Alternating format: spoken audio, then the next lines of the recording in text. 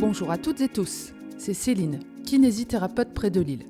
Bienvenue dans ce nouvel épisode de Kinécast de la Fédé, la communauté dynamique et innovante des kinésithérapeutes. Chaque semaine, vous découvrirez les témoignages, les conseils et les astuces de kinés passionnés et engagés sur des sujets qui vous interpellent dans votre pratique et aussi sur l'actualité. Ensemble et avec la Fédé, bougeons les lignes de la kinésithérapie. Bonne écoute! Kiné Actualité est partenaire de Kinécast. Actualité, interviews, reportages, mais aussi formation continue et gestion du cabinet, tout ce dont vous avez besoin est dans Kiné Actualité, le magazine de référence pour la profession. Bonjour à tous, bonjour à toutes, bienvenue dans ce nouvel épisode de Kinécast. Aujourd'hui, on va parler d'un sujet qui touche particulièrement les étudiants en kinésithérapie. Donc, ce sujet, c'est l'harmonisation des frais de scolarité. Alors, c'est un sujet qui est assez brûlant, là, fin 2024, début 2025. On en a beaucoup parlé. Ces disparités entre les écoles de kinésithérapie posent un vrai problème pour les étudiants, que ce soit un problème au sein des inégalités entre chacun, mais aussi dans leur quotidien. Donc, pour parler de ce sujet aujourd'hui, dans ce nouvel épisode de Kinécast, j'ai le plaisir de recevoir Thomas Pratt, kinésithérapeute à Laon et aussi vice-président à la vie conventionnelle et aux relations avec l'assurance maladie.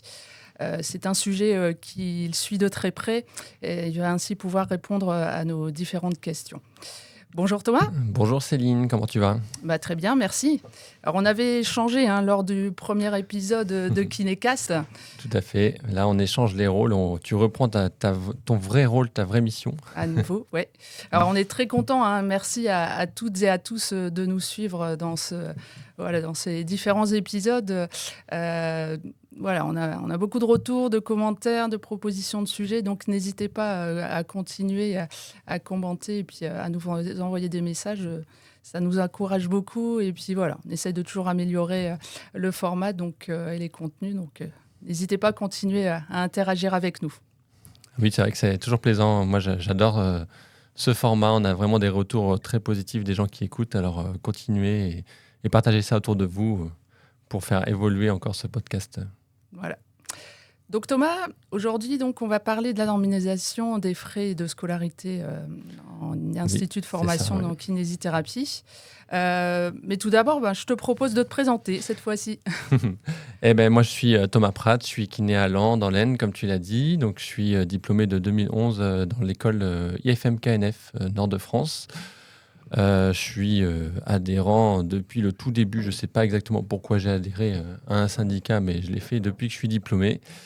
Et je me suis installé, j'ai commencé à travailler sur Reims, puis sur Laon assez vite. Et j'ai un exercice assez généraliste, plutôt axé sur neurologie, gériatrie. Et voilà, je suis en libéral exclusif et je suis aujourd'hui un peu à mi-temps à cause de mes activités syndicales ou grâce à mes activités syndicales, on peut le voir comme ça. J'ai commencé en étant trésorier en 2017 du syndicat départemental de l'Aisne. Et puis très vite, suite à des déménagements, etc., je me suis retrouvé président. C'est un petit département, donc il n'y a pas forcément beaucoup de monde prêt à prendre la présidence. Donc voilà, je me suis retrouvé président du syndicat départemental. Puis après, j'ai souhaité continuer de m'engager fortement. Et je me suis présenté pour être conseiller fédéral et je suis devenu le poste finalement que j'occupe aujourd'hui, donc secrétaire général à la vie conventionnelle, qui est devenu vice-président à la vie conventionnelle et aux relations avec l'assurance maladie. Donc depuis 2019, donc je suis tous les dossiers qui sont en lien avec la vie conventionnelle, la convention, les avenants, la nomenclature, toute la pratique quotidienne des kinésithérapeutes finalement. Et donc je réponds à toutes leurs questions qui peuvent se poser. Je participe à l'évolution au groupe de travail et notamment au groupe de travail dont on va parler aujourd'hui sur l'harmonisation des frais de scolarité en IFMK. Voilà. Donc c'est pour ça que je t'ai invité aujourd'hui dans cet épisode. Alors, quelle est la situation actuelle au sein justement des instituts de formation ? Alors déjà, je tiens à commencer par remercier ma collègue Céline Chebal-Reiser, qui est vice-présidente en charge de la formation continue notamment, parce que obtenir des chiffres, obtenir des données, c'est assez compliqué aujourd'hui. Donc Céline, elle a fait un travail de fourmi, d'aller chercher sur tous les sites des IFMK, etc. Et grâce à ça, on a des données qui sont pas trop mal. Donc ça, c'est bien. Donc aujourd'hui, la situation actuelle, il y a 3 modèles d'IFMK en France. Il y a les IFMK publics, les IFMK privés à but non lucratif et les IFMK privés à but lucratif. Il y a aussi 2 IFMK pour les déficients visuels. Et voilà, c'est ça le panorama des IFMK en France. Donc il y a à peu près 3000 étudiants, un petit peu plus, chaque année qui sont diplômés, qui sortent des IFMK dans une cinquantaine d'IFMK. Donc on a, pour pas dire de bêtises, je regarde mes notes parce que je n'aime pas être approximatif.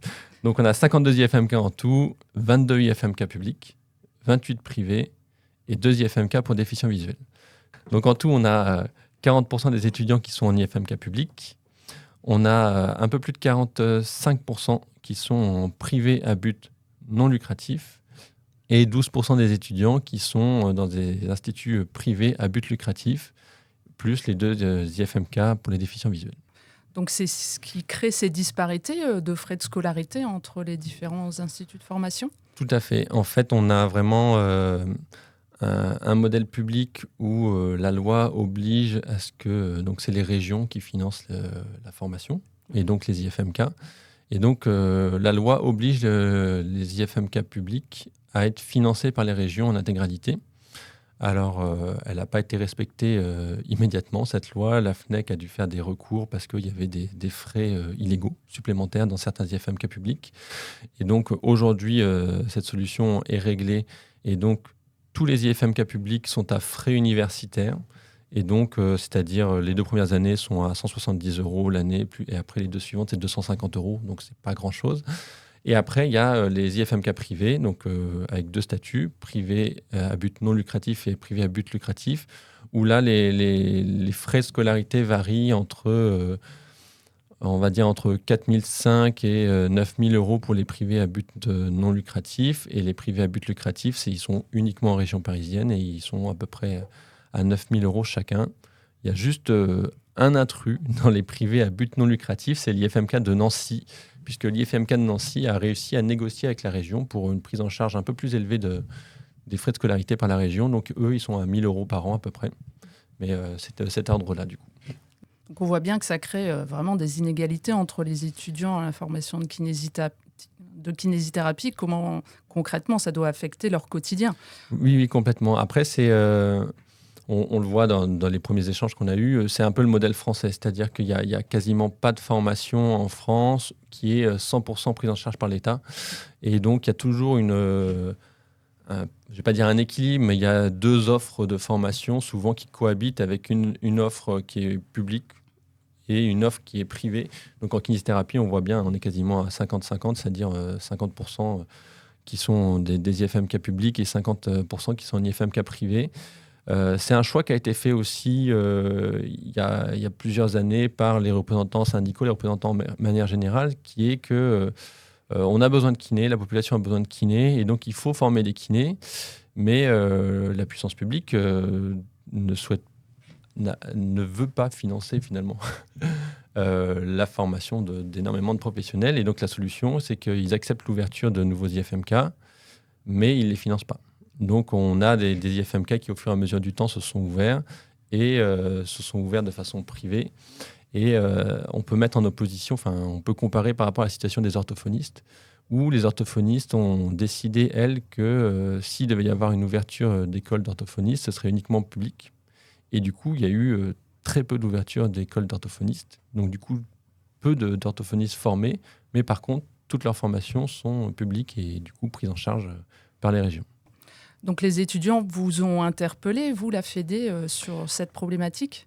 Alors, pas forcément plus que ça. Les étudiants sont représentés par la FNEC, la Fédération nationale des étudiants kinés. Donc eux, c'est leur combat originel, puisque la FNEC a été créée il y a un petit peu plus de 20 ans. Et en grande partie, leur création, leur combat majeur, leur combat socle, on va dire, c'est ça. C'est la lutte contre contre les frais de scolarité qui sont trop élevés, l'universitarisation de la scolarité qui a comme conséquence, si tous les IFMK sont universitaires et donc publics, qu'ils soient tous à frais universitaires. Donc, je ne vais pas dire gratuit, mais quasiment, quoi. Et donc ça, c'est le combat de la FNEC que nous, on soutient complètement, puisque c'est un combat qui est légitime et qu'on les appuie au besoin, il n'y a pas de souci. Mais c'est vrai que c'est un combat qui porte depuis le début et qui est très bien, quoi. Donc concrètement, les étudiants, alors certains doivent travailler pour parfois payer les frais de scolarité et les familles ont parfois des difficultés justement à financer ces frais. Complètement. Et en plus, la première difficulté, c'est que déjà maintenant, pour entrer en IFMK, c'est qu'il faut passer par Parcoursup. Et donc, quand on passe par Parcoursup, on n'a pas le choix de son IFMK. C'est-à-dire, on est forcément rattaché à l'IFMK de sa région, enfin de son département, de là où on est. Et donc, on peut tomber sur, si on est chanceux, on tombe sur l'IFMK qui est public et très bien. Du coup, on n'a pas de frais de scolarité. Et si on est moins chanceux, l'IFMK du coin, il est privé ou privé à but lucratif. Et dans ce cas-là, il faut s'acquitter des frais de scolarité qui sont entre 5 000 ou 9 000 euros annuels. Alors, soit on a de la chance et on a les parents qui aident ou la famille ou on a les moyens de payer l'école et donc là forcément il y a une inégalité entre les kinés qui ont des moyens et pas besoin de faire de prêt étudiant ou les autres kinés qui doivent se débrouiller et donc pour ça on retrouve avec des kinés qui font des prêts étudiants à la fois pour payer leurs écoles mais aussi pour tous les à côté évidemment, le logement, la nourriture, etc. Ou alors ils s'endettent, ils prennent des prêts. Ou alors il faut qu'ils trouvent un job étudiant. Mais on sait, la FNEC le montre dans ses différentes publications, qu'à partir du moment où un étudiant fait un job étudiant à côté de ses études, le taux de réussite n'est pas le même et il est forcément moins impliqué puisqu'il passe du temps, les week-ends, les vacances, un temps qu'il ne peut pas travailler pour son mémoire, ses examens. Donc forcément, c'est plus difficile pour l'étudiant, ça lui nécessite plus de travail. Et donc, une autre solution qui émerge ces dernières années, c'est l'apprentissage. Donc, l'apprentissage qui commence à se développer, qui consiste à être financé par une structure soit salariée ou libérale aussi un petit peu, mais c'est un peu plus compliqué, où donc l'étudiant touche une somme, je crois que c'est mensuel, tous les mois, comme un salaire. Et par contre, il effectue tous ses stages dans le site de l'apprentissage. Voilà, c'est la contrepartie. Il y a aussi d'autres choses qui existent, c'est des contrats d'engagement avec des structures, des hôpitaux, où en échange du financement des études, le kiné, une fois diplômé, s'engage à travailler dans l'établissement pendant X années. Et ça, c'est une solution qui existe pour les kinés actuellement. Mais voilà, mais forcément, tous les kinés ne sont pas égaux, enfin tous les étudiants ne sont pas égaux, puisque vous avez l'IFMK. Allez, comme exemple, on va prendre l'IFMK d'Amiens qui est public et celui de Lille qui est privé, qui paye 5 000 euros au lieu des 270. Ouais. L'un des deux de Lille. Exactement, l'un des deux de Lille. Ouais. Donc tu disais que l'harmonisation des frais de scolarité, c'est un cheval de bataille de la FNEC. Et depuis quand la Fédé travaille sur ce sujet aussi ? Alors, nous, on accompagne... c'est pas un sujet prioritaire pour nous parce que c'est un sujet pour les étudiants. Donc, c'est pas un combat qu'on mène, c'est un combat, par contre, que la FNEC mène et qu'on appuie avec eux, en fait. Si on n'a pas de souci, c'est un combat qui est légitime, donc il n'y a pas de souci à ce qu'on les soutienne, à ce qu'on les accompagne, à ce qu'on les aide pour les prises de rendez-vous, etc. Donc, voilà, nous, vraiment, nos combats, c'est pour les professionnels libéraux, enfin, les professionnels de manière générale. Et les étudiants, la FNEC est très bien organisée aujourd'hui et très forte pour représenter les étudiants. Donc, on les laisse mener des combats et on les appuie autant que possible à la demande, sans souci. Alors, il y a un groupe de travail qui s'est formé sur l'harmonisation des frais de scolarité, dont vous en faites partie, c'est bien ça ? Exactement. En fait, ce groupe de travail, il est la conséquence directe de l'avenant 7. L'avenant 7 qui a été signé du coup en juillet 2023 et qui est donc ce groupe de travail d'harmonisation des frais en IFMK, c'est une conséquence, c'est une contrepartie des négociations. Voilà. Dans l'avenant 7, il y a eu des propositions qui ont été faites et des contraintes supplémentaires pour les professionnels, pour les étudiants. Et donc, voilà, c'est ces contreparties, c'est un échange. En fait, il y a eu, donc, vous connaissez tous l'avenant 7 à peu près par cœur. Moi, je le connais par cœur maintenant. Dans toutes les négociations qui ont duré une année complète, toute l'année 2022, la démographie des kinés fait très peur à l'assurance maladie parce qu'un kiné qui s'installe, c'est tout de suite une dépense pour l'assurance maladie directe. Et donc, quand il y a 3000 kinés qui s'installent par an, ça fait tout de suite des augmentations pour l'assurance maladie. Et donc, l'assurance maladie souhaitait une régulation démographique vers les kinés parce que l'équilibre n'est pas très bon. C'est-à-dire il y a des installations de kinés, mais ce n'est pas également réparti sur le territoire. Donc, vous le savez, il y a les contraintes ont augmenté vers les professionnels avec le zonage. Les zones non prioritaires sont étendues. Les zones aidées aussi sont étendues. Donc, on veut cibler les zones où il y a moins de kinés pour s'installer.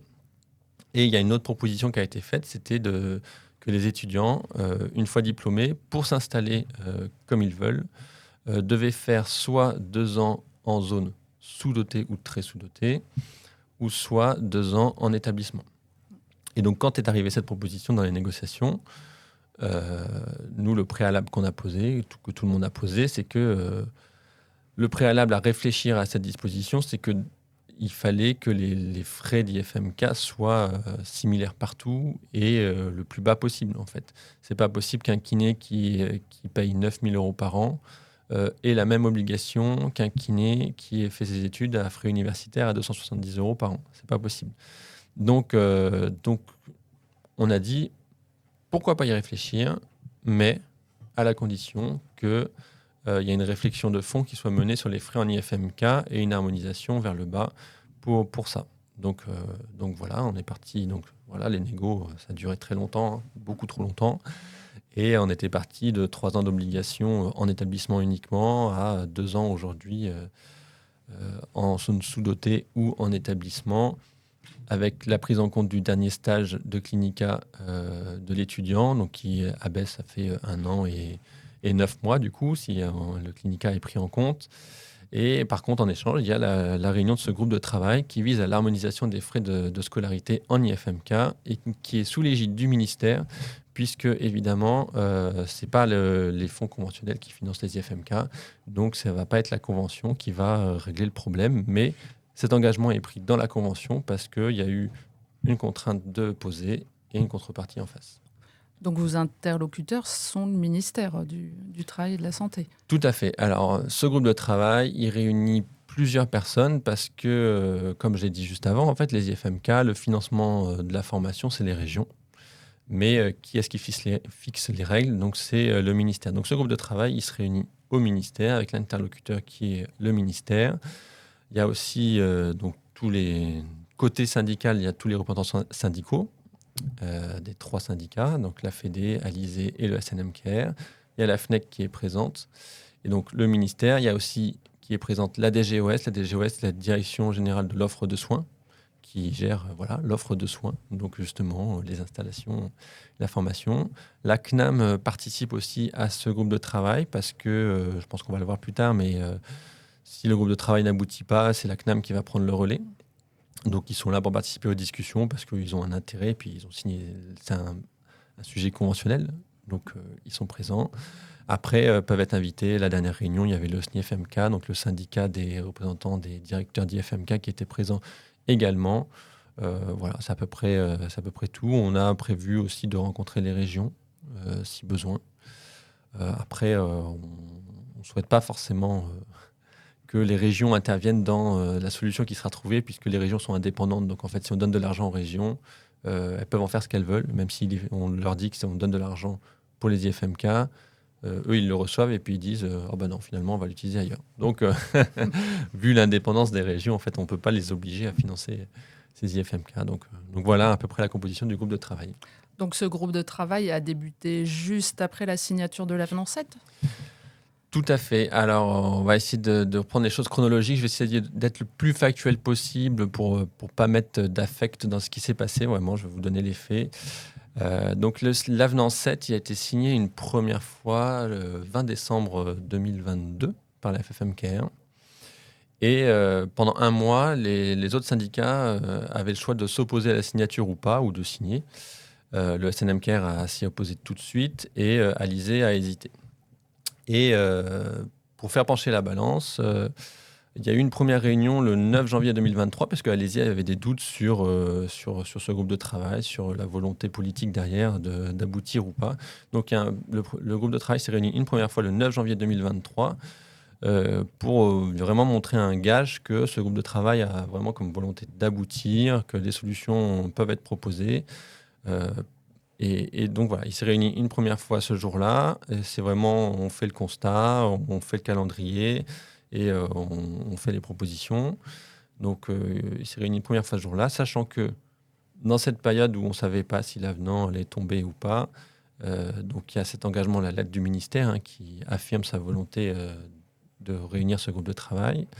La CNAM aussi a fait un engagement de dire que si le groupe de travail n'aboutit pas, alors ce serait une solution conventionnelle qui serait trouvée pour harmoniser les frais en scolarité, en tout cas compenser ces frais de scolarité. Donc on a vraiment ceinture et bretelles, c'est-à-dire le ministère s'est engagé, la CNAM s'est engagée, on n'a pas la solution, mais on s'engage à la trouver pour que ça aboutisse.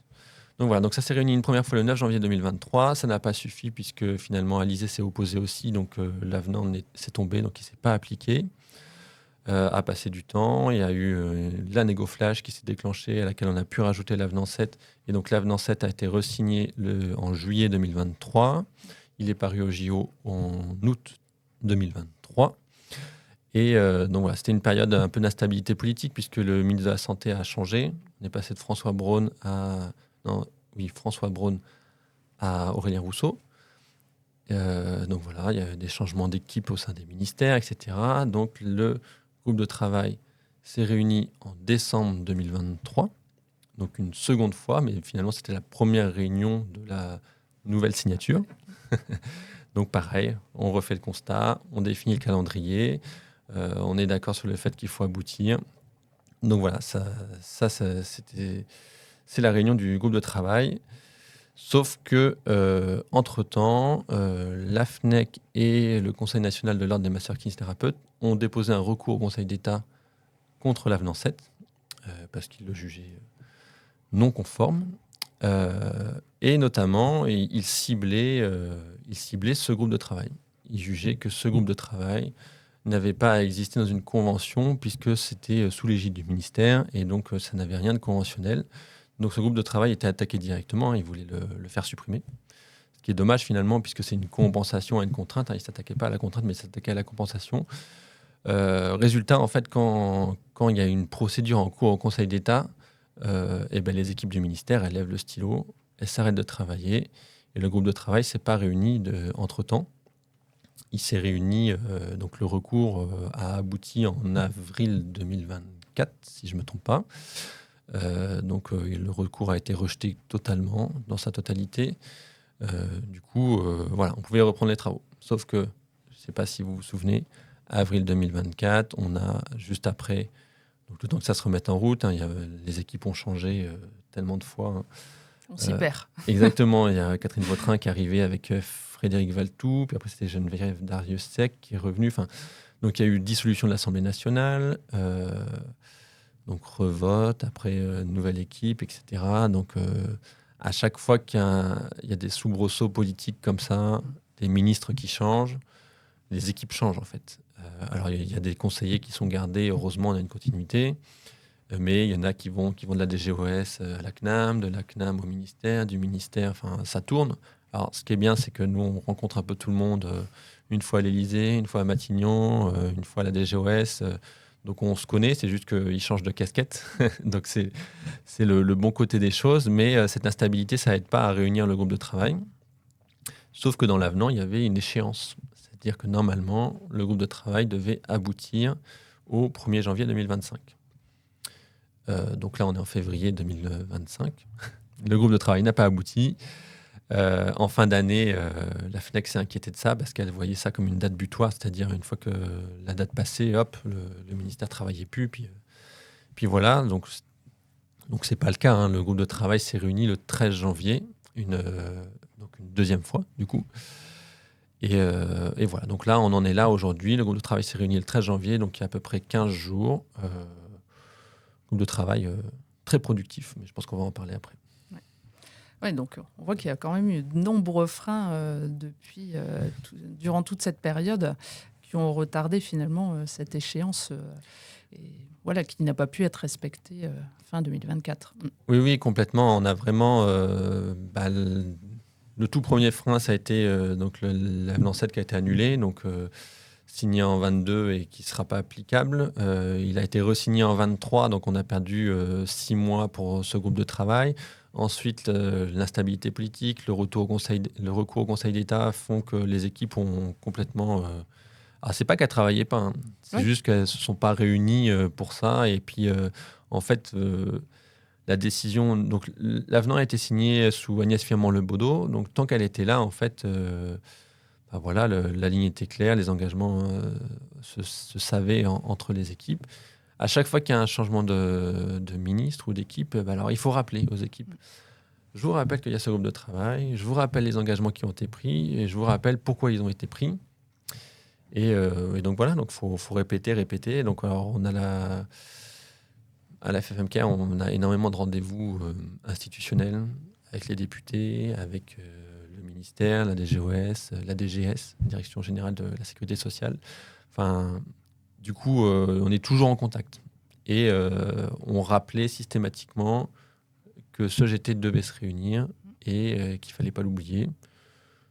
Ce à quoi on nous répondait, oui, vous inquiétez pas, on est prêt. Alors évidemment, l'échéance arrivant, la FNEC s'inquiétait, elle avait raison de le faire, elle a mobilisé les étudiants, etc.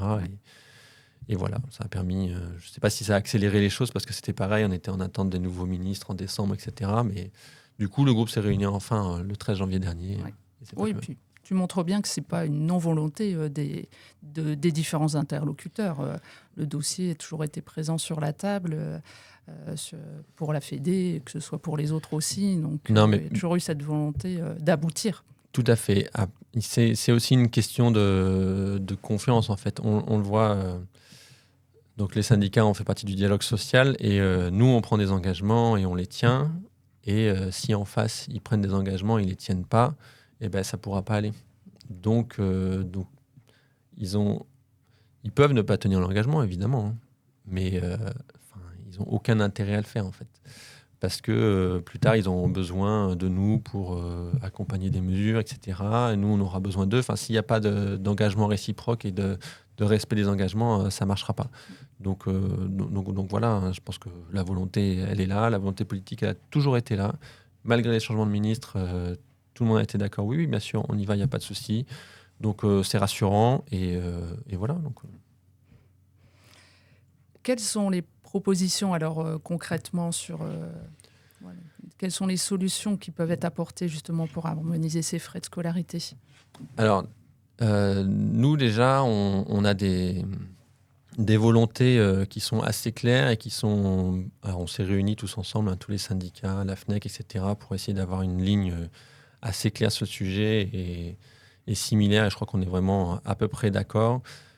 Nous, ce qu'on souhaite déjà, c'est que la solution soit gérée au niveau national. C'est-à-dire, donc comme je l'ai dit avant, la formation, elle est financée par les régions, sauf que les régions ont une indépendance totale. Et en fait, si on donne une enveloppe à la région et la région est censée financer la formation avec cette enveloppe, en fait, on n'est pas sûr à 100% qu'elle le fasse. On va dire la première année, deuxième année, elle va la respecter, puis la troisième année, non.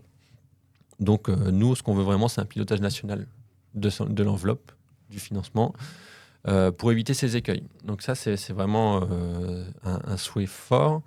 Ce que nous aussi, on défend, c'est que la solution, enfin, on travaille pour les étudiants, hein, donc la solution doit arriver pendant les études du kiné. C'est-à-dire que si le tarif de l'IFMK n'a pas changé, faut que l'étudiant soit aidé durant ses études, pas après. Donc qu'il n'ait pas d'emprunt à faire qui rembourse par l'aide qu'il reçoit. Donc ça, c'est une volonté importante que l'on a. Il faut aussi que cette aide qui serait éventuellement apportée au kiné touche les kinés français, en fait. Parce que, alors, avec les règles européennes, on pourrait imaginer un mécanisme qui aide les étudiants en kiné, mais qu'est-ce qui ferait qu'un étudiant kiné qui fait des études en Espagne ne pourrait pas toucher l'aide, en fait. Donc nous, on est vigilants face à ça. C'est vraiment les IFMK français, les étudiants des IFMK français ciblés et évidemment tous ceux qui sont en établissement privé. Après, on soutient le combat de la FNEC pour l'universitarisation de la formation, qui du coup aboutirait à des IFMK publics complètement et des frais universitaires complètement. On sait que ce n'est pas la volonté première du ministère, des tutelles, mais ce combat, on le soutient, puisque finalement, si on réussit ce combat, si la FNEC réussit ce combat, on réussit l'harmonisation des frais de scolarité. Donc ça peut être une solution avec le même écueil, qui est que l'université est indépendante, donc c'est comme la région. Donc elle finance un IFMK universitaire, et il faut qu'il ait le financement derrière, et que l'université finance l'IFMK comme il faut, et ne dilapide pas en fait l'argent qui est versé spécifiquement pour l'IFMK. Donc voilà, mais bon. Et donc, parmi les pistes qui étaient envisagées, donc à la première réunion, en fait, le premier groupe de travail qui s'est réuni donc en décembre 23, si je me souviens bien, le plan il était clair. On avait 6 mois pour trouver la solution, et après 6 mois pour modifier les textes législatifs pour appliquer la solution. Et parmi les pistes proposées, c'était conventionner avec les régions pour qu'ils financent un nombre de places à tarif limité. Alors, donc, voilà, c'est une solution qui nous convient pas complètement. Et une autre solution, c'était de créer un CESP. Alors, un CESP, il y a tellement d'acronymes dans la santé, c'est incroyable. CESP, c'est un contrat d'engagement en santé publique, je crois, qui consiste, l'étudiant signe un contrat, un CESP, et en échange de, si on reprend les dispositions de l'avenant 7, en échange de 2 ans en zone sous-dotée ou 2 ans en établissement, il touche une rente qui peut être mensuelle ou annuelle, qui peut correspondre au financement des études. En fait, il touche, je sais pas moi, 600 € par mois, et en échange, il devra s'engager à faire ce qui est prévu dans l'avenant. Donc, c'est une des solutions.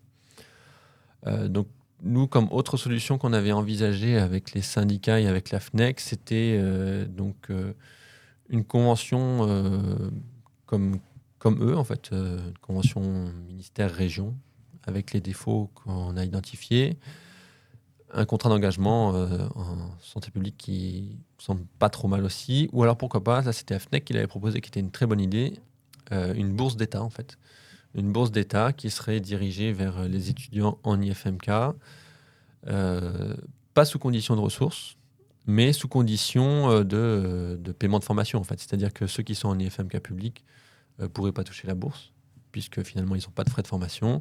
Mais ceux qui ont un minimum de 1 000 € de frais de scolarité par an seraient éligibles à cette bourse d'État. Donc ça, c'était les pistes qui ont envisagées. Et lors de la réunion du 13 janvier 2025, c'était vraiment... Alors moi, donc, je t'ai dit, ça fait 5 ans que je suis à la vie conventionnelle. Des groupes de travail, j'en ai fait des quantités. C'est la première fois que je vois un groupe de travail aussi efficace, aussi productif. C'était, moi, je trouvais ça, c'était très agréable. Et c'était, là, on a vu, c'était la preuve que de la volonté de chacun d'avancer et d'aboutir. Et donc là, on a discuté de solutions très concrètes, de savoir si c'était possible, de nous, qu'est-ce qu'on voulait pas, nos lignes rouges et nos lignes vertes, on va dire, de chacun. Donc ça, c'était très bien. Et il y a des solutions qui ont émergé. Et déjà, le ministère nous a proposé une solution qui serait très bien. Ce serait un financement direct des IFMK par le ministère. Donc on ne passe pas par les régions. C'est une dotation. A priori, c'est faisable au niveau législatif. On avait des doutes sur le sujet, mais c'est faisable au niveau législatif. Il y aurait dans la balance, évidemment, l'agrément de l'IFMK, c'est-à-dire s'ils ne respectent pas... parce qu'on a peur, en fait, que les IFMK, ils touchent de l'argent, hop, ils augmentent leurs tarifs. Donc, en échange d'un engagement à maintenir les tarifs,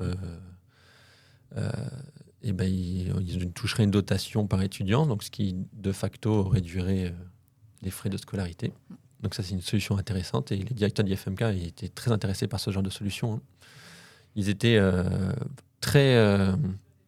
très demandeurs de ce genre de solution et on a bien senti que, je parle du SNIFMK, des directeurs du FMK, ils voulaient accompagner la réforme. Donc c'était vraiment agréable aussi.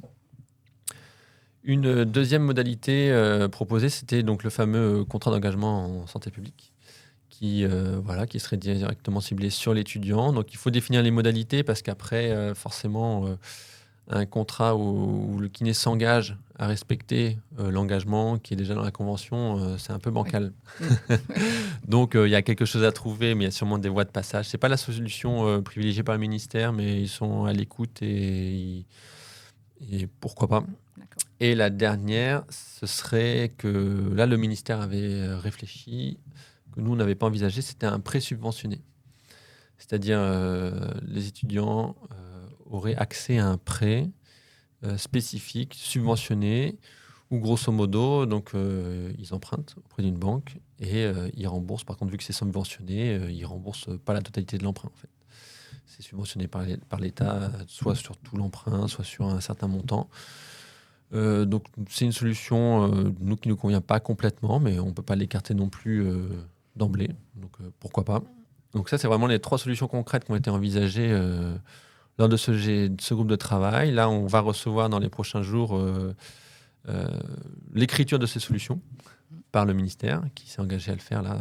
Donc on va les recevoir, on va les amender. On doit se retrouver d'ici début mars pour vraiment, là, on va rentrer dans le vif du sujet. Quelle solution on choisit définitivement, comment on l'applique, quel montant.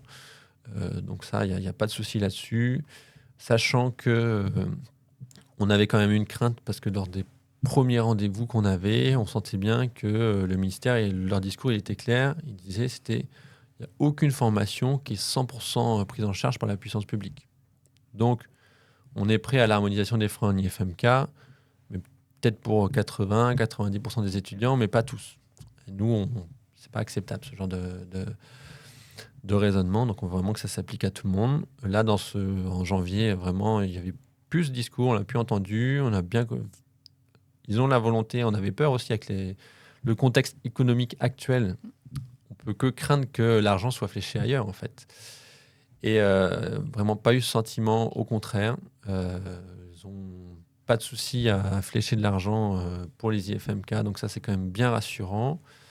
Et la CNAM qui était là a bien conscience que si l'effort n'est pas suffisant du ministère, c'est eux qui prendront le relais. Et comment ils prendront le relais ? En fait, il y a différentes façons, c'est-à-dire... soit la CNAM propose des contrats à l'étudiant, ou alors à la fin des études, au moment de l'installation dans les zones sous-dotées ou très sous-dotées, il y a un contrat qui serait un contrat de première installation, donc qui n'existe pas aujourd'hui, qui serait à créer, et qui permettrait de couvrir en fait, les frais qui ne seraient pas pris en charge. Et après, donc la CNAM, elle n'a pas trop envie de payer. Donc, elle incite la CNAM et le ministère, c'est des interlocuteurs quand même quotidiens et privilégiés, donc ils échangent beaucoup entre eux. Tout le long de cette réunion du 13 janvier, d'ailleurs, la discussion, ça n'a pas été de savoir qui finançait, entre la CNAM ou le ministère, ou un peu des deux, etc. C'était vraiment, c'est comment on finance. Ils diront qui finance, on verra après. Donc voilà, c'était quand même un groupe de travail rassurant, productif. Donc voilà, c'est en cours. Donc vous avez prévu de vous voir en intersyndical afin d'avoir une ligne directrice. Donc, oui, on travaille en intersyndical, évidemment. Donc, on s'est rencontrés tous ensemble, les 3 syndicats en amont pour avoir à peu près le même discours, le même discours. La FNEC également, à 4, on se réunit sans souci. On a des échanges réguliers et c'est très bien. Après, il y a vraiment cette notion qu'il faut avoir à l'esprit, c'est que... Donc nous, la FFMK, on a signé cet engagement. C'est un engagement fort et on se doit d'aboutir. On a une obligation de résultat. Ça, c'est sûr et certain parce que si on n'a pas le résultat à la fin, on nous le reprochera et c'est normal. Donc la FFMK a signé, Alizé a signé. On a une obligation de résultat, donc on n'a pas de souci. La FNEC travaille pour les étudiants, donc on sait leur volonté pour les étudiants. Donc à partir de là, il n'y a pas de souci. Le groupe de travail intersyndical fonctionne pas trop mal. D'accord, très bien. Il y a une proposition qui tient un peu la corde Aujourd'hui, pas forcément. On a vraiment avancé les 3 propositions principales. Je pense que le financement direct par le ministère, la dotation aux IFMK, conviendrait le mieux à tout le monde. Parce qu'on ne passe pas par les régions, donc on n'a pas l'écueil de l'autonomie des régions. C'est un financement qui est vraiment directement fléché, donc c'est vraiment la solution la plus simple, la plus facile, la plus rapide à mettre en place et la plus efficace. Donc ça ne nécessite pas au kiné de faire la démarche de signer un contrat. Donc nous, je pense qu'on va pousser fortement de ce côté-là. Donc on va travailler pour ça, je pense. Après, en fait, on se ferme pas. On se ferme pas parce qu'on veut pas fermer des portes qui auraient pu s'ouvrir et permettre de trouver des solutions. Donc on n'est absolument pas fermé sur aucune des solutions proposées. Et pourquoi pas faire un mixte, en fait, parce que on vise bien, il faut vraiment éclaircir ce point, on vise l'harmonisation des frais en IFMK. Alors, on n'a jamais visé la gratuité parce que c'est très compliqué. C'est l'harmonisation vers le bas, évidemment, vers le plus bas possible. La FNEC répète que vu qu'il y a des IFMK publics, il faut harmoniser au tarif public. Évidemment, c'est la cible. C'est possible qu'on arrive à 500 € par an. Enfin, on verra bien. Donc, si on a une dotation qui arrive à 500 000 € par an, on espère le plus bas possible, évidemment, bah, peut-être qu'il y aura une solution complémentaire pour aider à payer supplément. Voilà, s'il y a un prêt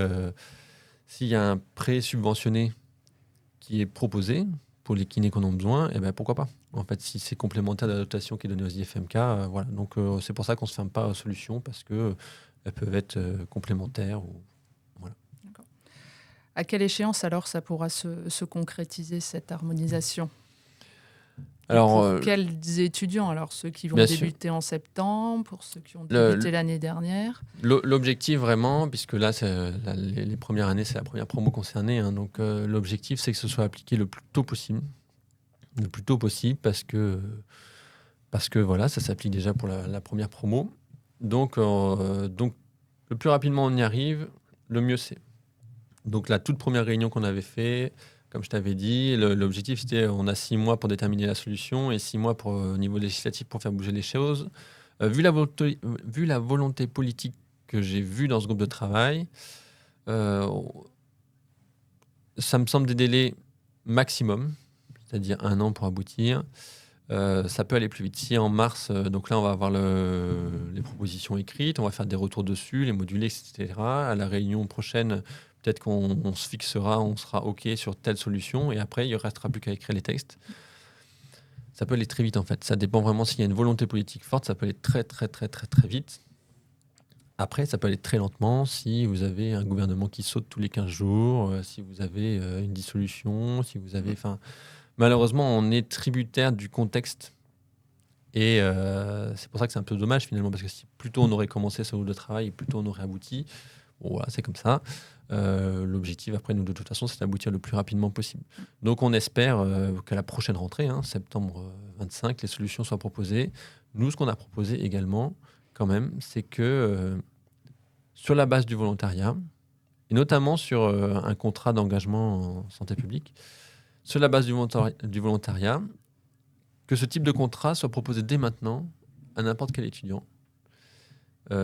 Pour les étudiants qui ne sont pas concernés mais qui payent aujourd'hui ces frais de scolarité, puissent profiter finalement d'une solution pour eux. Donc ça, on a porté cette demande, c'est-à-dire que si on trouve une solution qui serait par exemple un contrat, ou pourquoi pas la proposer sur la base du volontariat tout de suite aux étudiants qui ne sont pas concernés par la mesure des contraintes, mais qui sont concernés par les frais en IFMK. Donc voilà. D'accord. Ce serait rétroactif alors? Il y aurait une possibilité? On va s'arranger pour que ce le soit. Après, voilà, vu les problèmes financiers des uns et des autres, ça va forcément être une discussion à couteau tiré. Mais oui, bien sûr, il faut que les étudiants qui soient concernés puissent bénéficier des contreparties immédiatement. Donc oui, on va essayer que ce soit rétroactif. On va se battre fort pour ça. Ouais. D'accord. Du coup, quel pourrait être ton dernier message alors auprès des étudiants, auprès de leur famille sur ce sujet? Alors moi, mon message que j'ai, c'est que je comprends l'inquiétude des étudiants. Elle est normale, elle est légitime. Ils voient le groupe de travail qui a mis du temps à se réunir.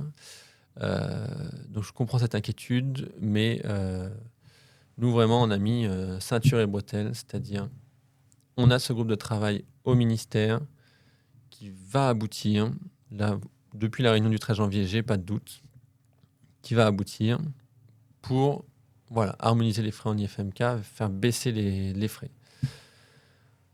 Si ça n'aboutit pas, la CNAM prendra le relais. Elle est au courant. Nous, à partir du moment, en fait, fin décembre, on a dit le groupe de travail, il ne se réunit pas. On est allé voir la CNAM en leur disant bientôt, il va falloir que tu payes. Et la CNAM a dit quoi ? L'air étonné. Donc, du coup, ça a fait bouger les choses, je pense.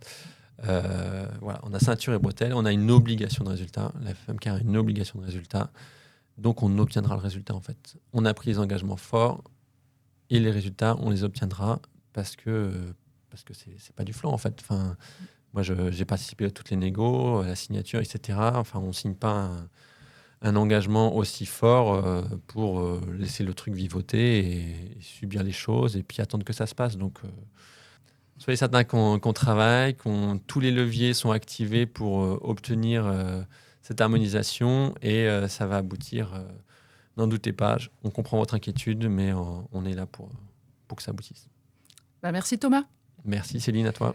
Je pense que cet épisode nous a permis vraiment de redéfinir et de remettre un peu de contexte sur ce sujet, sur ce groupe de travail, de voir un petit peu justement les différents freins, les différents événements qui se sont passés, qui fait que ça a pris du retard. Et je pense que c'est très positif en tout cas sur ces derniers groupes de travail, tu l'as dit. Donc, je pense qu'on peut vraiment être positif et puis on n'hésitera pas à vous tenir informés de la suite, bien sûr. C'est toujours l'un des objectifs, c'est de vous tenir informés. Et puis n'hésitez pas, si on n'a pas répondu à toutes les questions, on est bien sûr à votre écoute. Merci Céline, ça donne l'occasion de parler de sujets complexes et j'espère que vous avez compris qu'on ne vous a pas perdu au passage. Merci Thomas, bonne journée. Merci Céline, à bientôt. Au revoir. Merci de nous avoir écoutés. On espère que cet épisode vous a plu. Si c'est le cas, je vous invite à laisser un avis sur votre plateforme d'écoute préférée et à partager l'épisode autour de vous. N'hésitez pas également à nous dire quel sujet vous aimeriez que l'on aborde dans les prochains épisodes et quels invités vous souhaiteriez écouter. Pour ça, dites-le nous en commentaire. N'oubliez pas de nous suivre sur les réseaux sociaux et de visiter le site web de la FFMKR pour rester informé des dernières actualités et des événements à venir. Votre soutien et votre engagement sont essentiels pour faire avancer notre profession. Dans le prochain épisode de Kinécast, Stéphane Bellet, kinésithérapeute et président de la Carpinco, vient faire le point sur les dernières évolutions et l'actualité de la Carpinco. Vous voulez savoir ce qui change et ce que cela implique pour vous ? Alors à jeudi prochain, à l'écoute de Kinécast. Kiné Actualité est partenaire de Kinécast. Actualité, interviews, reportages, mais aussi formation continue et gestion du cabinet, tout ce dont vous avez besoin est dans Kiné Actualité, le magazine de référence pour la profession.